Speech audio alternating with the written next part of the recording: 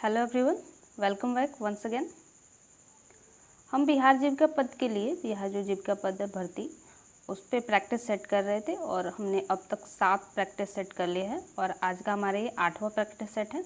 ठीक है, आपको पता है कि ये एरिया कोऑर्डिनेटर पद के लिए है विशेष तौर पर। ठीक है, एरिया कोऑर्डिनेटर पद बिहार जीविका का जो जिन्होंने भी एरिया कोऑर्डिनेटर पद के लिए भरा है वो इस प्रैक्टिस सेट से अपना लाभ उठा सकते हैं।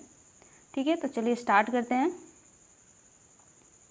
पहला प्रश्न है कि ग्रामीण विकास की अवधारणा का प्राथमिक उद्देश्य क्या है। ठीक है, ग्रामीण विकास की अवधारणा का प्राथमिक उद्देश्य क्या है। पहला ऑप्शन है हमारा केवल कृषि उत्पादकता में सुधार करना, दूसरा है ग्रामीण क्षेत्रों में शहरीकरण को बढ़ावा देना और तीसरा है ग्रामीण लोगों के जीवन स्तर और आर्थिक कल्याण में सुधार करना और चौथा है शहरी केंद्रों में नौकरियों का सृजन करना। ठीक है, तो ग्रामीण विकास की जो उद्देश्य है, प्राथमिक उद्देश्य है, प्राइमरी पर्पज़ जो है वो है ग्रामीण क्षेत्रों में ग्रामीण लोगों के जीवन स्तर और आर्थिक कल्याण में सुधार करना। ठीक है, तो ऑप्शन नंबर सी हमारा राइट जवाब होगा। ठीक है, और यहाँ पे मैंने आंसर शीट भी लगाया हुआ है इसका। उत्तर है सी, ग्रामीण विकास का लक्ष्य क्या है, ग्रामीण आबादी के जीवन की समग्र गुणवत्ता और आर्थिक स्थिति को बढ़ाना। ठीक है, और मंडे से क्लासेस स्टार्ट हो जाएंगी इसकी, तो आप उससे भी जुड़िएगा। अगला प्रश्न है स्वतंत्रता पूर्व भारत में ग्रामीण पुनर्निर्माण के शुरुआती प्रयासों में से एक श्रीनिकेतन प्रयोग किसने शुरू किया था। ठीक है, तो श्रीनिकेतन प्रयोग किसने शुरू किया था, ये ग्रामीण जो परिवेश में किया गया था। पहला है महात्मा गांधी, दूसरा है डॉक्टर स्पेंसर हैच और तीसरा है जवाहरलाल नेहरू और चौथा है रविंद्रनाथ टैगोर। ठीक है, तो जो इसका राइट जवाब होगा, श्रीनिकेतन का प्रयोग शुरू किया था तो रविंद्रनाथ टैगोर ने 1908 ईस्वी में इसका प्रयोग शुरू किया था। ठीक है, 1908 ईस्वी में किया था। ठीक है, तो राइट जवाब डी होगा इसका और ये इसका आंसर भी है। आज मैंने आंसर शीट भी लगाया है। तो रविंद्रनाथ टैगोर ने 1908 में श्रीनिकेतन प्रयोग शुरू किया जो ग्रामीण पुनर्निर्माण पर केंद्रित था, ग्रामीण पुनर्निर्माण पर केंद्रित था। ठीक है, अगला प्रश्न पे चलते हैं। ग्रामीण अर्थव्यवस्था की मुख्य विशेषता क्या है, ग्रामीण अर्थव्यवस्था की मुख्य विशेषता क्या है। तो पहला है उद्योगों पर निर्भरता, दूसरा है सेवा क्षेत्र का प्रभुत्व, तीसरा है कृषि पर निर्भरता और मौसमी बेरोजगारी, चौथा है उच्च प्रति व्यक्ति आय। तो जो ग्रामीण अर्थव्यवस्था उसका मेन जो मुख्य विशेषता है वो क्या है, ऑप्शन नंबर सी होगा, कृषि पर निर्भरता और मौसमी बेरोजगारी जो है ग्रामीण अर्थव्यवस्था की एक प्रमुख विशेषता है। ठीक है, और ये इसका आंसर भी है ऑप्शन नंबर सी, ग्रामीण अर्थव्यवस्था का एक महत्वपूर्ण लक्षण कृषि पर अत्यधिक निर्भरता है जिसके फलस्वरूप फसल चक्र के कारण मौसमी बेरोजगारी होती है। ठीक है, अगले प्रश्न पे चलते हैं। अगला प्रश्न है कि पंचायती राज संस्थाओं यानी PRIS को संवैधानिक दर्जा किस संशोधन अधिनियम द्वारा दिया गया था। तो पहला ऑप्शन है 71वां संविधान संशोधन अधिनियम, दूसरा है 73वां, तीसरा है 74वां संविधान संशोधन अधिनियम और लास्ट है 86वां संविधान संशोधन अधिनियम। ठीक है, तो जो पंचायती राज संस्था है उसको संवैधानिक जो दर्जा है 73वां संविधान संशोधन अधिनियम, ऑप्शन नंबर बी राइट जवाब होगा 1992। ठीक है, इसके तहत दिया गया था, तो इसका राइट जवाब होगा ऑप्शन नंबर बी। यहाँ पे उत्तर है 73वां संविधान संशोधन अधिनियम 1992 के तहत पंचायती राज संस्थाओं को संवैधानिक दर्जा देने के लिए पारित किया गया था। ठीक है, अगला प्रश्न है कि सहकारी समितियां इन कॉरपोरेटिव्स ग्रामीण विकास में कैसे योगदान करती हैं। ठीक है, तो पहला ऑप्शन है केवल निजी कंपनियों के लिए लाभ कमाकर, दूसरा है किसानों को केवल ऋण देकर, तीसरा है सदस्यों को किफ़ायती ऋण, विपणन सहायता और रोजगार के अवसर प्रदान करके, चौथा है सरकार के लिए नीतियाँ बनाकर। ठीक है, तो जो सहकारी समितियाँ हैं ग्रामीण विकास में वो ऑप्शन नंबर सी होगा, सदस्यों को किफ़ायती ऋण, विपणन सहायता और रोजगार के अवसर प्रदान करके। ठीक है, यहाँ पे उत्तर भी दिया है कि सहकारी समितियाँ ग्रामीण क्षेत्रों में सदस्यों को कई तरह से मदद करती है जिससे किफ़ायती ऋण, सामूहिक विपणन और रोजगार सृजन आदि शामिल है इसमें। ठीक है, अगले प्रश्न पे चलते हैं।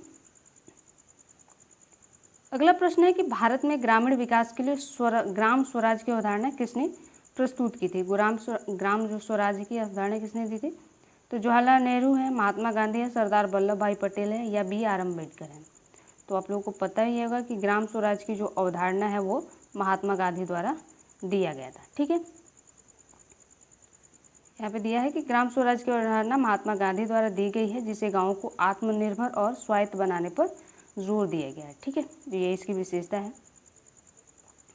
अगला प्रश्न है कि ग्रामीण अर्थव्यवस्था में प्रच्छन्न बेरोजगारी का क्या अर्थ है। प्रच्छन्न बेरोजगारी का क्या मतलब है ग्रामीण। तो पहला ऑप्शन है कोई भी व्यक्ति जो काम करने के लिए तैयार है लेकिन उसे काम नहीं मिल रहा है। दूसरा ऑप्शन है किसी एक काम में ज़रूरत से ज़्यादा लोगों का होना, जहां अतिरिक्त लोगों को हटाने से उत्पादन पर कोई फर्क नहीं पड़ता है। तीसरा है जब लोग साल के कुछ खास समय में बेरोजगारी रहते हैं। और चौथा ऑप्शन है जब लोग काम करने की इच्छा नहीं रखते हैं।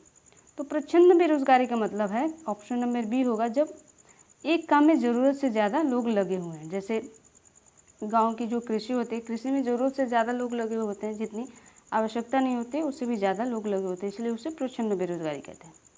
ठीक है, यहाँ पे दिया है कि प्रच्छन्न बेरोजगारी का मतलब है कि कुछ लोग लगे हुए हैं तो दिखते हैं लेकिन उनकी सीमांत उत्पादकता शून्य होती है, यानी अगर वे नहीं भी होंगे तो काम चल जाएगा। ठीक है, अगला प्रश्न है किस कार्यक्रम को भारत में ग्रामीण विकास के लिए एक व्यापक बहुक्षेत्रीय पहल के रूप में शुरू किया गया था। ठीक है, ग्रामीण विकास के लिए एक बहुक्षेत्रीय पहल थी। तो गहन कृषि जिला कार्यक्रम, सामुदायिक विकास कार्यक्रम, प्रच्छन्न ग्रामीण रोजगार कार्यक्रम या उच्च उपज वाली किस्म कार्यक्रम। तो ये जो था ग्रामीण विकास के लिए क्षेत्रीय पहल जो था बहुक्षेत्रीय, वो सामुदायिक विकास कार्यक्रम यानी CDP इसका राइट जवाब होगा, ऑप्शन नंबर बी। CDP को वर्ष 1992 में ग्रामीण भारत के सर्वांगीण विकास के लिए एक व्यापक दृष्टिकोण के रूप में शुरू किया गया। तो ध्यान रखना है कि CDP को 1952 में स्टार्ट किया गया था। अगला प्रश्न पे चलते हैं। ग्रामीण समितियां ग्रामीण क्षेत्रों में वित्तीय समावेशन को कैसे बढ़ावा देती हैं। पहला ऑप्शन है किसानों को बीमा बेचकर। दूसरा है ग्रामीण क्षेत्रों में निजी बैंकों को स्थापित करके। तीसरा है अपने सदस्यों को कम ब्याज दरों पर ऋण और बैंकिंग सुविधाएं प्रदान करके। और चौथा है केवल अमीर सदस्यों को सलाह देकर। तो जो इसका राइट जवाब होगा ऑप्शन नंबर सी होगा। सहकारी समितियां ग्रामीण क्षेत्र में वित्तीय समावेशन को बढ़ावा देती है। कैसे? तो सदस्यों को कम ब्याज दरों पर ऋण और बैंकिंग सुविधाएं प्रदान करके। ठीक है, यहाँ पे दिया है कि सहकारी समिति अपने सदस्यों को किफ़ायती वित्तीय सेवाएं प्रदान करती हैं, जिससे समावेशी विकास को बढ़ावा मिलता है। और आज का हमारा ये लास्ट प्रश्न है, पंचायती राज संस्थाओं की मुख्य भूमिका क्या है? केवल ग्रामीण क्षेत्रों में कानून व्यवस्था बनाए रखना, केवल राज्य सरकारों को राजस्व एकत्रित करने में सहायता करना। तीसरा है स्थानीय स्वशासन, सामुदायिक भागीदारी और विकास योजनाओं को लागू करना। और चौथा है राज्य और केंद्र सरकारों के बीच मध्यस्थता के रूप में कार्य करना। तो जो पंचायती राज संस्थाओं की भूमिका है वो क्या है? ऑप्शन नंबर सी होगा, स्थानीय स्वशासन, सामुदायिक भागीदारी और विकास योजनाओं को लागू कराना इसका मेन रोल होता है। तो जो PRIs का उद्देश्य है स्थानीय स्तर पर शासन और विकास के लिए लोगों को सशक्त बनाना, जो लोकतांत्रिक विकेंद्रीकरण का एक महत्वपूर्ण हिस्सा होता है। तो इसका जो राइट जवाब होगा ऑप्शन नंबर सी होगा। ठीक है, तो मिलते हैं नेक्स्ट वीडियो में गाइस, तब तक के लिए धन्यवाद।